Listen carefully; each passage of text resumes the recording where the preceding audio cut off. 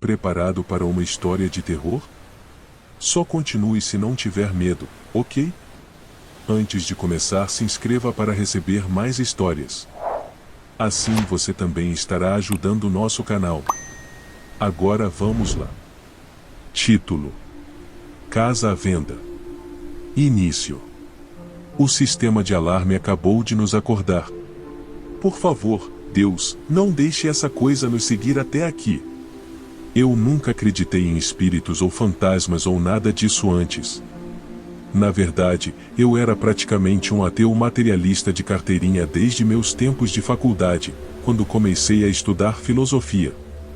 Ler as obras dos empiristas lógicos me colocou em um caminho de racionalismo científico obstinado, onde a ciência e a lógica definiram o que existe e o que não existe no universo. Eu tinha orgulho dessa herança e zombaria de qualquer cristão que orasse a seu Deus fictício.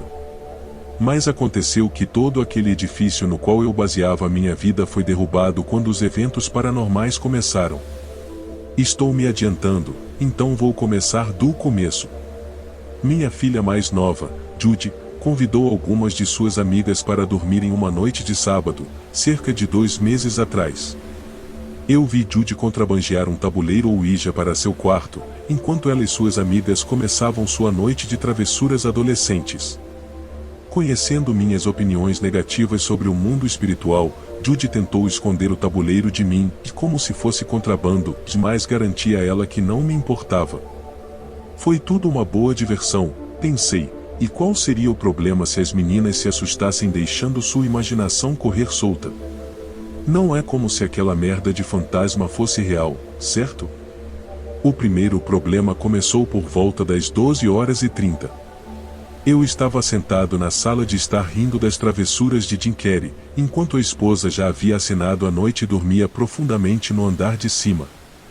De repente, houve gritos agudos vindos do quarto de Judy.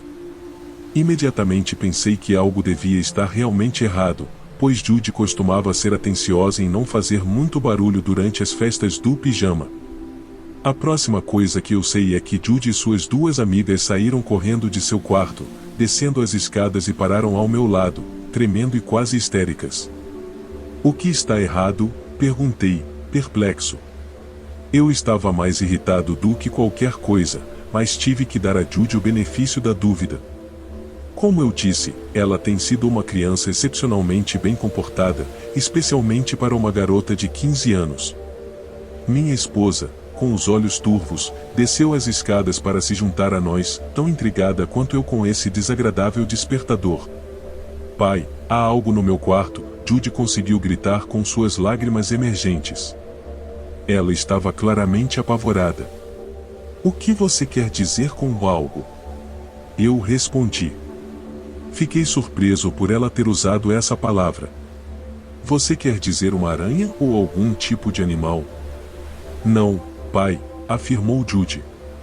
Algo se levantou do chão. Como um fantasma ou um espírito. Eu só consegui rir com condescendência. Adolescentes estúpidos em sua tentativa de assustar uns aos outros durante uma festa do pijama. Todo mundo sabe que fantasmas não existem. Lembro-me de oferecer algumas palavras de segurança e depois dizer às meninas para assistirem a algo engraçado ou pelo menos não assustador. Venha para a igreja de Jim Carrey como eu, ele vai espantar todos os fantasmas com o riso produzido por seu gênio cômico. Rapaz, eu estava errado. De qualquer forma, minhas palavras de encorajamento não resultaram em nada naquela noite, e eu não tive outra escolha a não ser levar as amigas de Judy para casa, para seus pais irritados àquela hora tardia. As meninas visitantes se recusaram a ficar em nossa casa por mais tempo, com medo do que haviam presenciado. Até Judy acabou dormindo com a mãe, que sempre achei que mimava demais as meninas. Dormi no sofá, grata por haver muito para assistir no tubo de peito. No dia seguinte, minha esposa, Patrícia, e eu atribuímos isso à imaginação hiperativa de Judy e seus amigos. Decidimos que não permitiríamos mais festas do pijama nos próximos tempos, como punição pelos aborrecimentos que as meninas nos haviam feito passar. Como era fim de semana, parti para minha habitual corrida matinal pelo parque, e Patrícia cuidou da roupa suja que começava a se acumular nos cestos. Corri por quase 1 hora e estava muito orgulhoso de mim mesmo quando voltei para casa. Mas levei um susto ao entrar na cozinha e ver Patrícia sentada à mesa, pálida e visivelmente abalada. O que está errado? Alguém morreu? Perguntei. Oh, Bill, ela respondeu. Eu vi algo no porão. Lá estava aquela palavra novamente, e algo. Eu odiava a imprecisão disso. Patrícia continuou, eu estava colocando roupas na máquina de lavar e, quando me virei, vi o rosto mais hediondo na parede. Ela falou com terror e pavor em sua voz. Parecia um daqueles demônios que vi nos livros, mas seus olhos, Bill, seus olhos me seguiram como se não fosse uma imagem, mas uma coisa real e viva. Minha esposa começou a chorar e eu a abracei para confortá-la. Depois que ela se acalmou, alguns minutos depois, fingi levá-la a sério e desci ao porão para descobrir o que ela poderia ter visto. Claro que pensei que ela havia sido enganada de alguma forma, e que ela realmente não tinha visto um demônio. Dei uma longa olhada no porão, mas não encontrei nada em comum. As paredes pareciam como sempre, cinza claro com alguns quebra-cabeças afixados aqui e ali como decorações rudimentares. Mas, para ser honesto comigo mesmo, me senti um pouco nervoso. Tive a sensação de estar sendo observado, embora minha mente racional tenha descartado a ideia como besteira, é claro. Eu tinha mais bom senso do que as mulheres desta casa.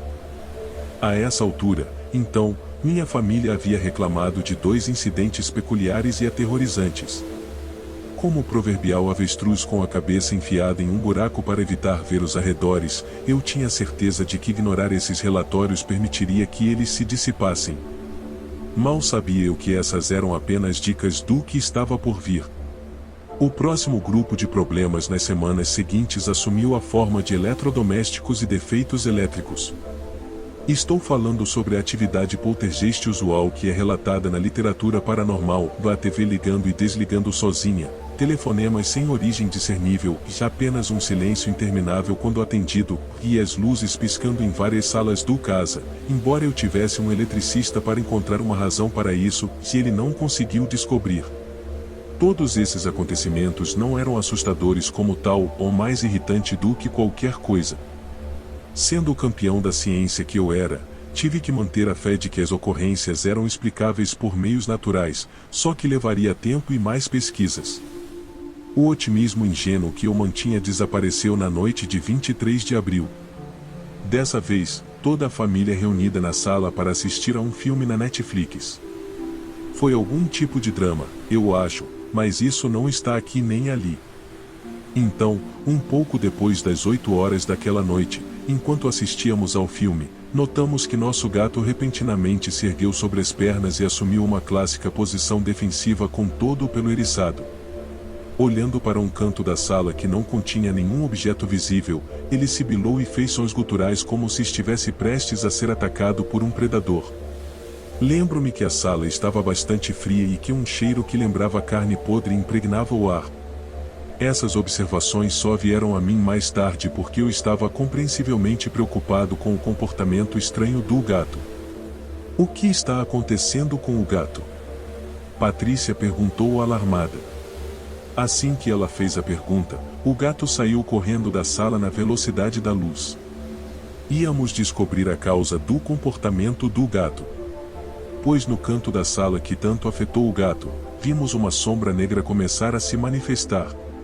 A sombra ficou mais alta, a ponto de ter mais de 2 metros de altura, e então se transformou em uma criatura grotesca que se assemelhava a algumas das representações de demônios dadas na literatura medieval. O monstro tinha chifres de carneiro e olhos malignos que me fizeram saber que ele nos desprezava com total malícia. Seu corpo escamoso era repulsivo e o fedor que exalava era nauseante.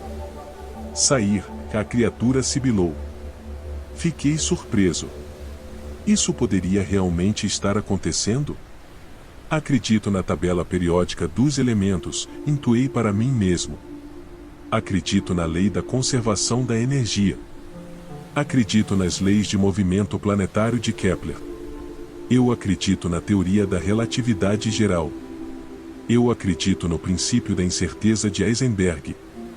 Eu disse essas coisas para mim mesmo como um encantamento científico que poderia de alguma forma afastar qualquer abominação imaginária que tivesse pisado na minha sala de estar. Eu poderia acreditar nas conquistas da descoberta científica, mas não nisso. A criatura inclinou-se ligeiramente para frente, como se fosse dar um passo em nossa direção, e o terror que todos sentíamos começou a ferver. Peguei minha esposa e filhos, como uma única unidade, saímos da sala e saímos. Corremos para a casa de nossos queridos vizinhos como se nossas próprias vidas dependessem disso. Em seguida, fizemos o que as pessoas normalmente fazem quando testemunham exibições tão traumatizantes quanto as que vimos, ou seja, todos nós gritamos de medo e nos agarramos uns aos outros para salvar nossas vidas. A polícia foi chamada para investigar, mas é claro que não encontraram nada. Eles e os vizinhos pensaram que éramos loucos ou inventávamos coisas. Não ajudava que o demônio tivesse uma aparência tão estereotipada, ou que os fenômenos que o acompanhavam fossem comumente relatados entre malucos óbvios. Na verdade, eu não teria acreditado em nenhum dos acontecimentos sobrenaturais se eu mesmo não os tivesse testemunhado. Uma verdade me ocorre agora. É uma vantagem para o diabo que sua existência seja negada, ridicularizada ou então parodiada. Afinal, somos mais facilmente derrotados por um adversário que subestimamos ou acreditamos que simplesmente não existe. Depois daquela terrível noite de abril, Patrícia e eu fomos a um corretor de imóveis para vender a casa que de repente se transformou em um lugar impróprio para morar. Ela foi nossa casa por 8 anos e eu tinha certeza de que um dia nos aposentaríamos e viver nossos últimos anos lá também. Lutamos com o dilema ético sobre vender ou não uma casa que sabíamos ser mal assombrada, mas no final, a praticidade venceu. Não íamos ficar lá por causa do que havíamos testemunhado e precisávamos de dinheiro para nos mudarmos para outro lugar. Além disso, sei que existe uma lei imobiliária de divulgação relacionada a assassinatos ou suicídios ocorridos em uma propriedade, mas assombrações? Acontece que a maioria das pessoas, incluindo nosso corretor de imóveis, é muito sofisticada para admitir tais realidades como fantasmas e demônios. Nossa casa estava bem conservada e era uma pérola em nosso bairro, então a vendemos em tempo recorde. Convencemos minha querida mãe, que morava alguns quilômetros adiante, a hospedar-se com ela enquanto isso. Lucrei muito com a venda e escolhemos deliberadamente uma residência do outro lado da cidade, longe da velha casa e de suas terríveis memórias. No entanto, pouco mais de 2 meses depois de nos mudarmos, Patrícia e eu decidimos fazer uma rápida visita à nossa antiga casa. Eu esperava avistar os novos proprietários e discernir se eles estavam exibindo sinais de inquietação. Nossos queixos caíram quando nos aproximamos da casa. Tudo o que restou foram brasas carbonizadas e escombros que antes constituíam um domínio de aparência impressionante. Mais tarde, descobri que a casa havia pegado fogo no dia anterior. Eu me perguntei se o demônio tinha algo a ver com o desastre. Eu nunca descobri. Eu geralmente odeio ler Shakespeare, mas quando Patrícia e eu saímos da cena da devastação, uma citação dele me veio à mente. Há mais coisas no céu e na terra, Horácio, do que sonha a sua filosofia. Quem se importa com o que a comunidade científica mais ampla acredita sobre o mundo espiritual? Eu tinha as evidências de que precisava e, portanto, minha visão do mundo havia se ampliado consideravelmente. Fim. Antes de sair, curta, comente e compartilhe. Isso ajuda muito o canal. Obrigado por assistir.